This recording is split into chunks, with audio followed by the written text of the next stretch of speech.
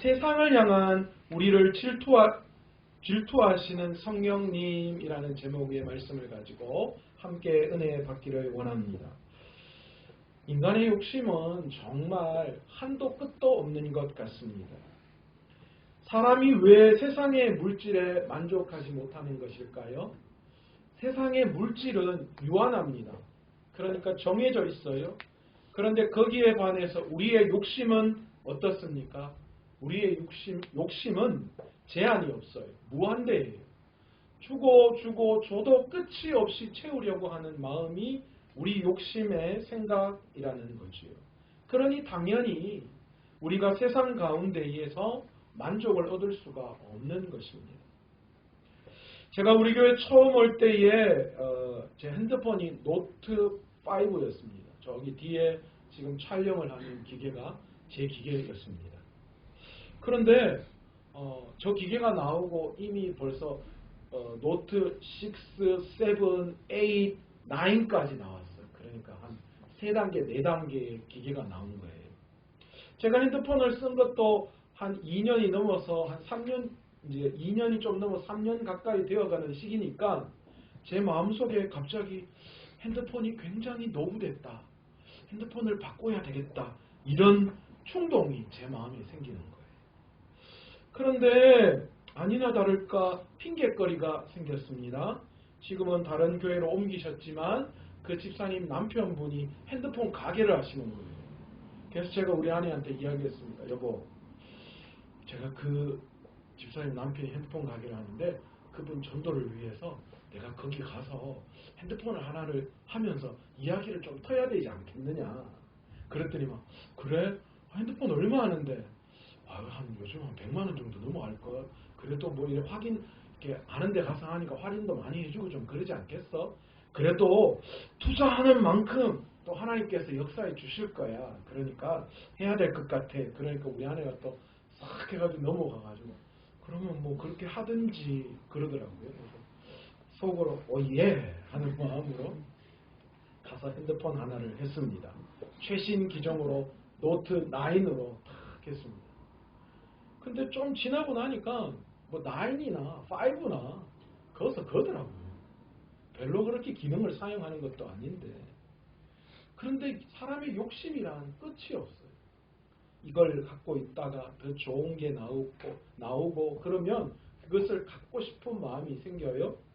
그런데 그 갖고 싶은 마음은 싹 뒤로 하고 다른 어떤 것들을 내세워서 그것을 포장하는 경우가 너무나도 많이 있다라는 거죠. 오늘을 살아가는 우리 마음 속에도 저는 마찬가지라고 생각합니다. 야고보 사도는 위로부터 내려오는 지혜의 특징을 성실과 화평과 관용과 양순, 국률 뭐 이런 것이라고 이야기를 했잖아요. 거기에 반해서 땅에서 오는 지혜는 시기와 다툼, 자랑, 거짓말 그런 결과가 무엇을 나타낸다고요? 환난과 무익한 일들을 우리 삶 가운데 나타낸다라고 합니다. 우리가 이 땅에서 다툼이 일어나는 이유는 실제로는 잘못된 것을 바로잡고 정의를 위해서라고 이야기하지만 뭐라고요? 그 속에서 야고보 사도는 정확하게 우리의 심령을 파악하고 꿰뚫어 보고 있어요. 제가 핸드폰을 전도용을 위해서 전도하기 위해서 바꾼다고 했지만 그 속에는 신령을 가지고 싶은 제 마음의 속셈이 속아 있는 것처럼 우리가 이 땅을 살아가면서 정의를 위해서 올바른 것을 위해서 잘못된 것을 바로잡는다라고 그렇게 이야기는 하지만 그러나 그 속에는 뭐가 있다고요? 그것을 내세우면서 다툼과 시기를 일으키는 그 자체는 그 결과는 무엇 때문이다? 우리 안에 있는 숨겨놓은 정욕 때문이다. 야고보 사도는 여실히 우리에게 나타내 보이고 있습니다. 그렇다면 우리 안에 나타나는 이 정욕의 문제는 도대체 어디에서부터 이야기되는 것일까요?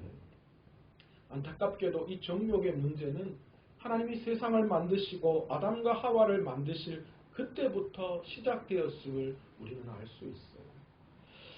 창세기 3장에 보시면 인류와 함께 이 정욕이 나타났어요. 창세기 3장 5절에 뭐라고 이야기합니까? 너희가 그것을 먹는 날에는 너희 눈이 밝아져 하나님과 같이 되어 선악을 알 줄 하나님이 아심이니라. 뱀이 하와에게 던진 유혹의 말이었어요. 너희가 그거 먹으면 하나님처럼 된다라는 이야기였어요. 왜요? 왜 뱀이 하와를 유혹할 때에 이 이야기를 던졌을까요? 사람 안에는요, 하나님 없이 자유롭게 살아가려고 하는 마음이 우리 안에 존재하고 있기 때문이에요. 하나님 없이 내 마음대로, 내 뜻대로 해보고 싶은 마음이 있는 거예요. 얼마 전에 우리 가족들이 모여서 가족 회의를 열었습니다. 4명이 둘러 앉아서 우리 큰딸의 핸드폰 사용에 대한 가족 회의를 열었습니다.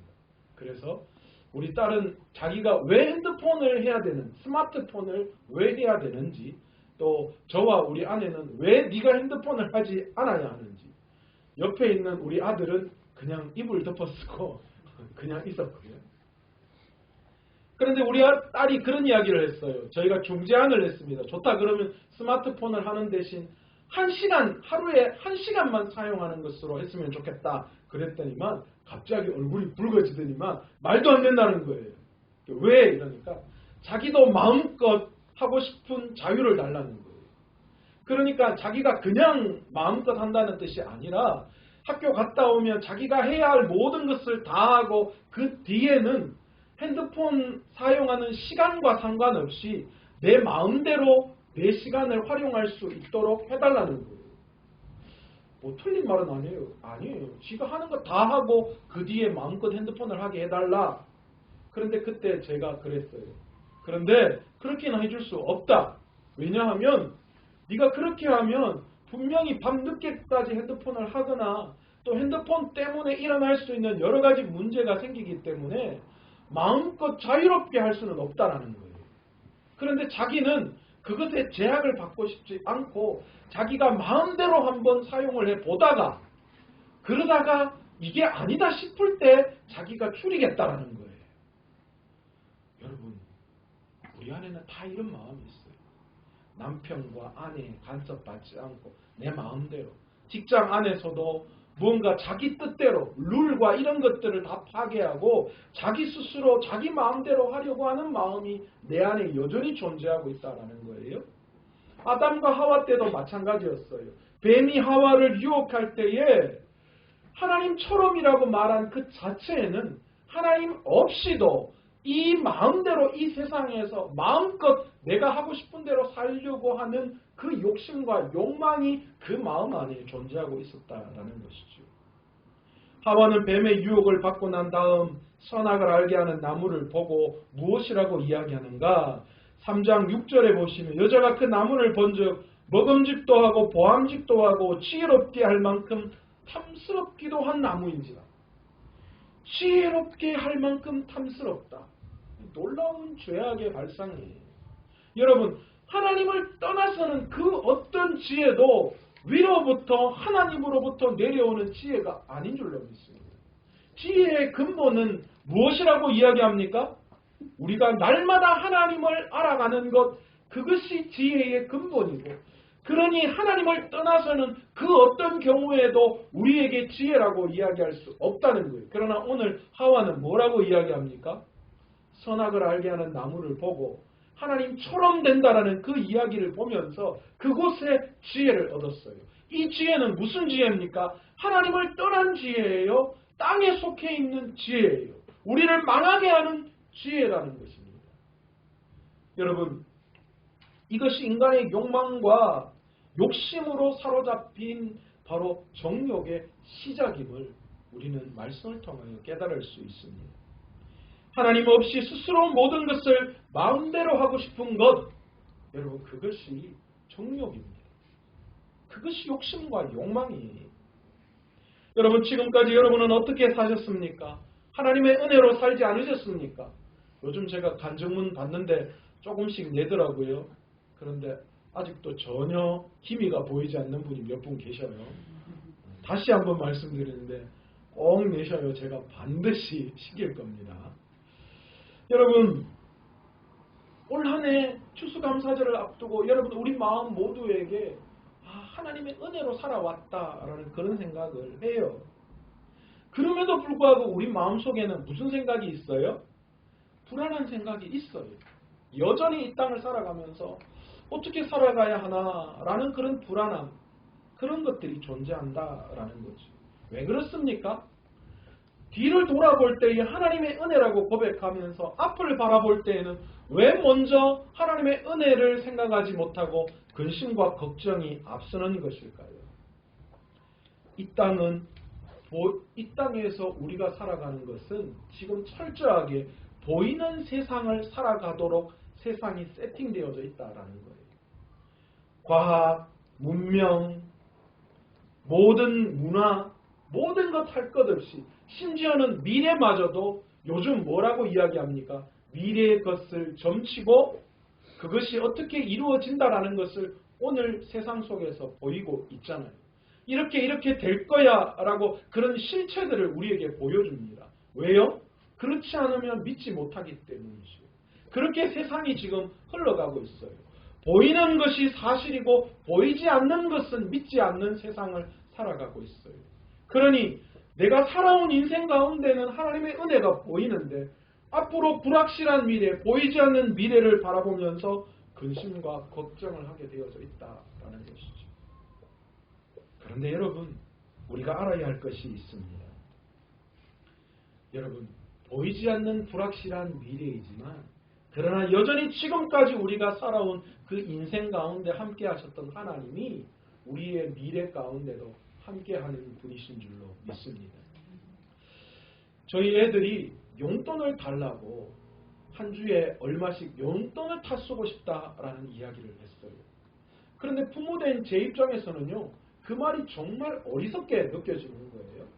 왜냐하면 용돈을 주지 않고 필요할 때마다 이야기해서 타가는 게 제 입장에서는 훨씬 더 많은 돈을 그에게 자녀에게 줘야 하는 거예요. 아이스크림 사 먹고 싶다, 뭐 과자 먹고 싶다, 뭐가 필요하다. 용돈을 주지 않을 때에는 얘가 돈이 없으니까 요구하면 요구하는 대로 다 주게 되어 있어요. 그런데 용돈을 주면 어떻게 돼요? 분명히 자기가 용돈 없이 쓰는 것보다 용돈은 훨씬 더 작게 되어져 있어요. 그런데도 용돈을 쓰고 싶어 하는 거예요. 왜요? 주어진 그 돈을 내 마음대로 쓰고 싶은 거예요. 그리고 그 용돈이 있다는 것에 대한 뭡니까? 내 마음속에 만족이 그 안에 있기 때문이죠. 여러분, 오늘 신앙생활하는 우리들에게도 동일해요.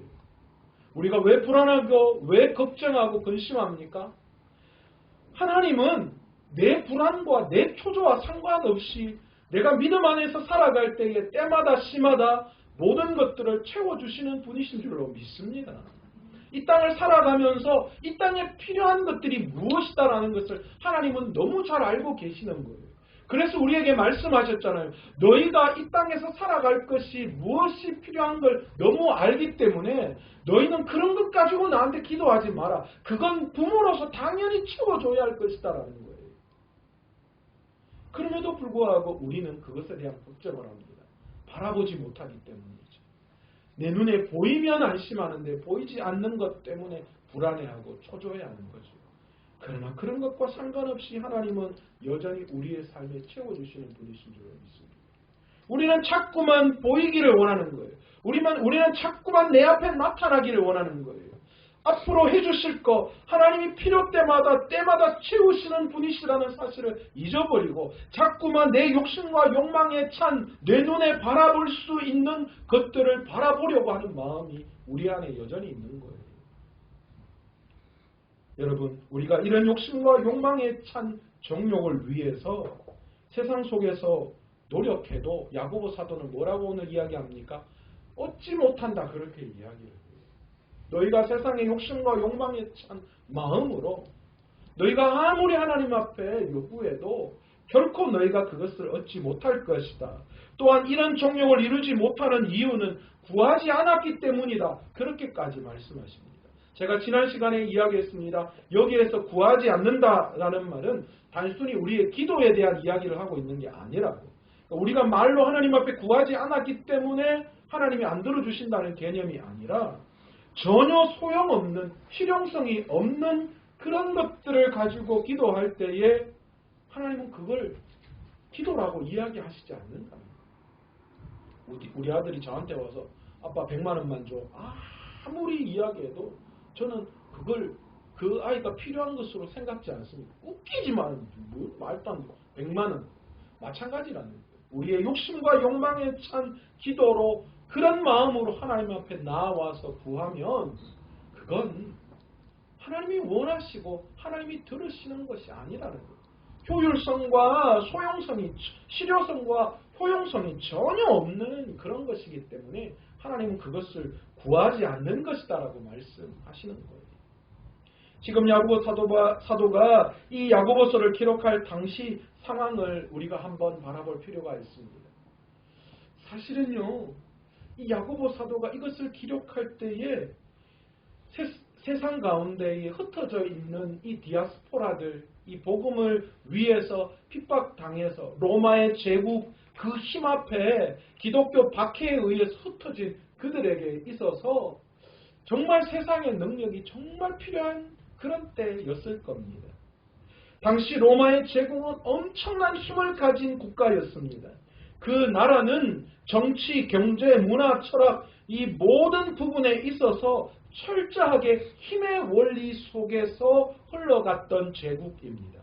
다시 말해서 힘을 가진다라는 것 자체는 뭡니까?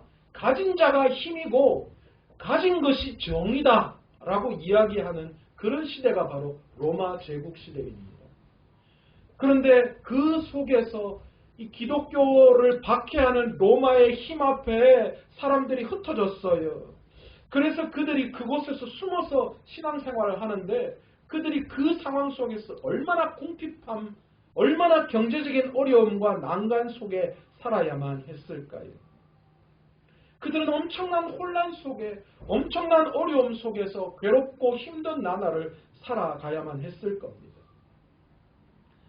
그런 그들 속에 점점 로마의 힘의 원리가 조금씩 그들 마음속에 아마도 들어갔을 거예요. 하나님, 우리는 왜 이렇게 살아야 합니까?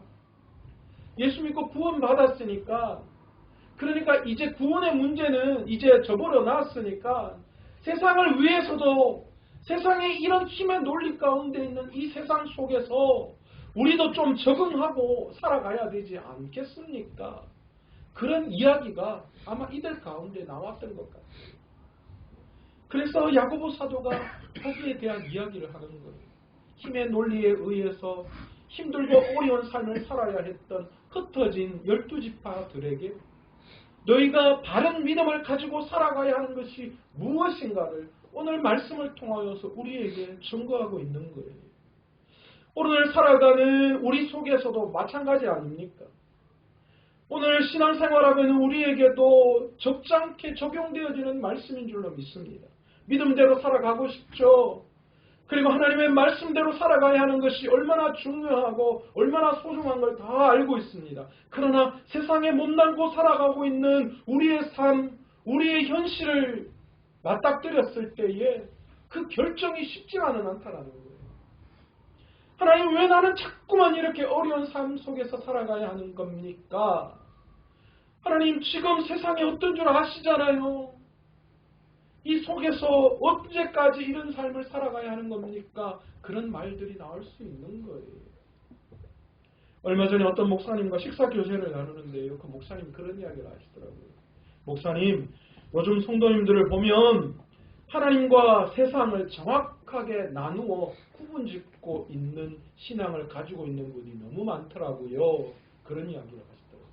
이게 무슨 이야기인가 했더니만 그런 이야기 하시더라고요. 목사님, 여기까지는 내가 이해하는데 목사님, 이건 절대 건드리면 안 돼요. 내가 이것까지는 신앙생활 하는 거에 있어서 목사님의 간섭을 받지만 이런 부분에 있어서는 절대 저한테 터치하지 마세요. 세상과 하나님의 몫이 정확하게 분리되어져 있어요. 이건 여기까지는 내가 이해하고 신앙생활할 수 있지만 그러나 이쪽에 세상 가운데 놓여져 있는 이 부분에 대해서는 목사님이 아무리 나한테 이야기해도 나는 그거 용납할 수 없어요. 철저하게 나누어졌다는 거예요. 어떤 분이 등록하고 오셨는데 목사님 저는요 제가 생각하는 신앙생활은요 이런 거예요. 제가 그런 신앙생활을 하기를 원합니다. 그러니까 나머지 부분에 있어서는 터치하지 마세요. 제가 주일은 열심히 섬길 거예요. 그러나 수요일까지는 나오라고 하지 마세요. 금요철에는 나오라고 하지 마세요. 목사님 제가 이 부분에 있어서는 제가 철저하게 지킬 건데 그 이상의 그 어떤 것도 저한테 원하지 마십시오. 요즘 그렇다는 거예요. 오늘 야고보 사도는 본문 4절에서 뭐라고 말씀하시는가? 가늠한 여인에 대한 비유를 사용하고 있습니다. 성경에서 가늠한 여인은 어떤 경우를 이야기하는가? 하나님을 저버리고 우상을 섬기거나 세상을 향하여 나아가는 그런 성도들을 바라보면서 가늠한 여인이라는 비유의 표현을 많이 사용하고 있습니다. 여러분, 그런데요, 참 희한한 게 있어요. 여러분, 사랑은요, 반반이 없어요. 내가 이 사람을 50% 사랑한다라고 이야기했을 때, 아니, 내가 이 사람을 60% 사랑한다, 그리고 나머지 40%는 다른 사람을 사랑한다, 그렇게 이야기했을 때, 여러분, 우리는 그것을 사랑한다라고 이야기합니까? 아니에요. 우리가 사랑한다라고 이야기하는 것은 100%, 99%도 사랑한다라고 이야기하지 않아요. 100%가 되었을 때 그것을 사랑한다라고, 내가 그 사람을 사랑한다라고 이야기하지 90%, 95%, 99%가 되어도 그 사랑이 99%가 되어도 그것을 사랑한다라고 우리는 받아들이지 않습니다. 오늘 야고보 사도는요, 오늘 가늠한 여인의 비유를 통하여 우리에게 뭐라고 이야기하시는가? 세상과 벗된 것이 하나님의 원수가 되는 것이다. 그렇게 이야기하는 거예요. 여기서 세상과 벗하다라는 말에 우리는 주목해야 돼요. 하나님 입장에서는 세상과 벗한다는 그 개념을 어떻게 볼 것이냐는 거예요. 하나님 입장에서는 그 어떤 마음이라도 세상을 향하여 빼앗겨버린 마음이 1%라도 있을 때 하나님의 마음은 그것을 뭐라고 이야기하시느냐? 하나님과 원수된다라는 표현으로 사용하고 계시다라는 거예요. 90% 하나님을 따르고 하나님 내가 10%는 세상을 위해서 살아가는데 그러니까 하나님한테 올인한 거나 마찬가지 아닙니까? 그러나 하나님께서는 그렇게 생각하시지 않는다는 거예요. 야고보 사도는 5절에서 뭐라고 이야기하느냐? 세상과 벗하며 살아가는 우리들을 향하여서 하나님이 애끓는 심령으로 뭐라고 이야기하시느냐? 오늘 5절의 말씀을 우리가 한 목소리로 한번 읽어보도록 하겠습니다. 5절 말씀입니다. 시작! 너희는 하나님이 우리 속에 거하게 하신 성령이 시기하기까지 사모한다 하신 말씀을 헛된 줄로 생각하느냐? 무슨 말이에요? 너무 어려운 말이에요. 사실은 이 구절은 굉장히 난해 구절이기도 합니다. 그런데 아주 쉽게 한마디로 표현하자면 이건 어떤 말이냐? 하나님이 우리를 향하여서 시기하신다는 거예요. 질투하신다는 거예요. 무엇 때문에요? 우리 안에 있는 세상을 향한 마음, 세상에 빼앗겨버린 그 마음을 소유하고 있는 우리를 바라보시고 하나님이 엄청나게 시기하고 계신다. 그런 말씀을 하고 계시는 거예요. 여러분, 시기 질투는 무엇 때문에 나는 거예요? 여러분, 어떤 아내가 자기 아내가 다른 남자와 통화를 하고 있다라고 생각한다면 기본적으로 어떤 마음이 들어요? 당연히 거기에 대한 마음이 좋지 않은 게 사실이에요. 왜 그렇습니까? 아내와 남편에 대한 사랑이 내 마음에 있기 때문이죠. 저 왼수 저거 귀신은 뭐하나 언제 안 잡아가나 그런 마음이 있으면 그 사람이 전화를 하든 누굴 만나든 아무 상관없어요. 그러나 조금의 그 마음속에 사랑이 존재하면 그 사람이 어떤 행동을 했을 때 거기에 대한 반응이 나타나는 거예요. 제가 마산 시내 그 화장품 가게 한번 들어갔는데 그 화장품 가게 외국인 여자분인데 정말 예쁘시더라고요. 코도 오똑하고 눈도 탁 들어가가지고 너무 예쁘더라고요. 그런데 저 지나가다 한 번 쓱 봤거든요. 근데 갑자기 우리 하나 옆에 왜? 예쁘나? 예쁘지. 예쁘게 생겼네. 그랬는데 그러고 저는 잊어버렸어요. 그 하는데 갑자기 또 본다. 보긴 뭘 봐. 봤잖아. 그렇게 따지더라고요. 여러분, 제 아내가 저를 향한 사랑의 마음이 없으면 그런 이야기를 하지 않아요. 하나님이 우리를 향하여 왜 시기한다라는 이야기를 하고 계시는 걸까요? 세상의 마음을 빼앗겨버린 우리를 향하여 하나님이 왜 시기 질투하신다라는 이야기를 하실까요? 하나님이 우리를 얼마나 사랑하는지 우리는 그 사랑의 위대함을 다 알고 있는 분들이에요. 하나님이 우리를 얼마나 사랑하셨습니까? 하나님의 외아들이신 예수 그리스도를 이 땅에 인간으로 보내어 주셨고 그분에게 십자가에 죽게 하심으로 말미암아 하나님의 그 사랑의 위대함, 우리를 향한 하나님의 사랑이 얼마나 큰지를 그 십자가를 통하여 보여주셨어요. 우리를 향한 하나님의 사랑이 그만큼 자기 아들을 십자가에 죽게끔 하는 그만큼의 사랑으로 우리를 사랑하시는 분이시다라는 거예요. 그 사랑이 하나님에게 있으신데 우리가 세상을 향한 마음을 빼앗겨 버릴 때, 세상을 통하여 우리의 마음을 빼앗겨 버릴 때에 하나님이 얼마나 그 마음속에 시기와 질투가 일어나시겠어요. 그러기에 하나님은 우리가 세상을 향하여 나아가는 것을 용납할 수가 없는 거예요. 왜요? 사랑도 있으시겠지만 하나님 없이 세상을 향하여 나아가는 것이 그것이 정욕이기 때문이에요. 그것이 죄이기 때문이죠. 하나님을 얻는 것은 죄이기 때문이에요. 그래서 하나님 마음이 안타까워하시고 그래서 그 마음속에 시기가 일어나시는 거예요. 여러분, 지금 저와 여러분은 하나님을 얼마나 사랑하고 있습니까? 여러분, 마음이 지금 야고보 사도가 오늘 말씀을 통하여서 두 마음이다라는 표현을 쓰고 있어요. 우리는 야고보서 1장에 나와 있는 이 두 마음을 계속 야고보서를 바라보면서 집중해야 돼요. 지금 야고보 사도가 걱정하고 있는 게 두 마음, 무슨 마음이에요? 하나님을 향한 마음과 세상을 향한 마음이 나누어진 것에 대한 걱정이에요. 여러분, 오늘 이 시간 우리가 주님을 사랑하고 있다라고 이야기하면서 우리 마음 안에 그 어떤 부분이더라도 세상을 향한 마음이 있다면 여러분, 그 마음은 이미 하나님을 떠나 세상과 버타는 것이고 하나님과 원수되어지는 것임을 깨달을 수 있는 저와 여러분 되시기를 간절히 축원합니다. 왜냐하면 하나님은 우리에게 100%를 원하고 계시는 분이시기 때문이죠. 왜 그렇습니까? 그만큼 우리를 사랑하고 계시는 분이시고 하나님을 떠나 살아가는 그 자체가 죄이기 때문에 하나님은 우리에게 전적인 사랑을 요구하고 계시는 분이십니다. 여러분, 두 마음으로 우리가 나누어지는 것, 그것은 결코 하나님이 원하시는 삶이 아닙니다. 믿음의 삶 아니에요.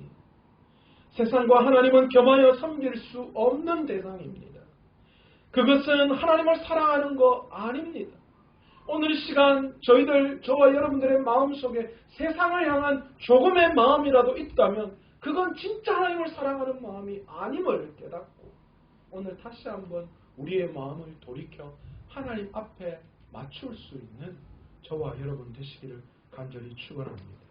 오늘도 하나님 앞에 모든 것들을 가지고 나와서 하나님 앞에 사랑을 고백하고 하나님 앞에서 얻는 귀한 지혜를 통하여서 오늘을 살아갈 수 있는 저와 여러분 되시기를 간절히 축원합니다. 오늘 말씀을 생각하시면서 기도하실 때에 주님,